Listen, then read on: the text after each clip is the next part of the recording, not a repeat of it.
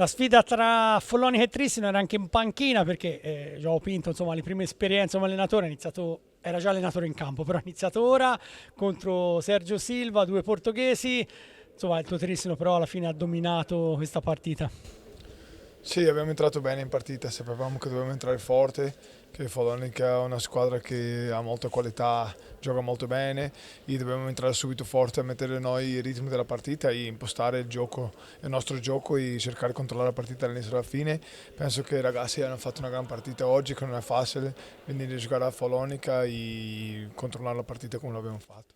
Sì, tra l'altro questo match si ripeterà tra poche ore, tra pochi giorni, Sì. perché c'è il quarto di finale al Paladante questa volta di Coppa Italia. Tra l'altro, Joao, giocate sempre sulle mattonelle, questo è una cosa particolare che capita di rado, insomma, in Serie A. Tanti hanno il parquet, ecco.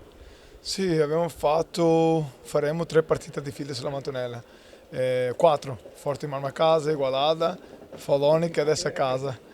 Cambia tanto l'hockey, al di là del Mantonella, Follonica è una pista molto buona da giocare, diversa dalla nostra, ma anche per Follonica penso che per loro è meglio andare sulla Mantonella che andare sul parquet, anche noi siamo più abituati, ma è sempre delle grandi partite perché è una grande qualità il Follonica, quindi sarà una partita molto difficile mercoledì per noi e sarà un altro tipo di partita sicuramente.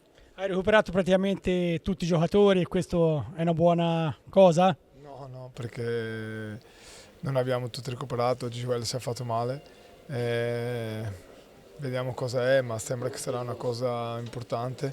Quindi fa parte. Noi abbiamo un settore giovanile forte per fare salire i ragazzi. Mi dispiace non poter avere la rosa al completo con quelli della Serie A, ma sono contento perché si apre un'opportunità per un altro ragazzo. Sono contento tra virgolette, mi spiace per Gioele, ma sono contento, sono contento di avere un settore giovanile forte, è meglio spiegare bene, perché almeno tal come il Follonica, che ha un settore giovanile molto forte, parlavo prima con Sergio, che ci dà qualità in Serie A ed inserire i ragazzi.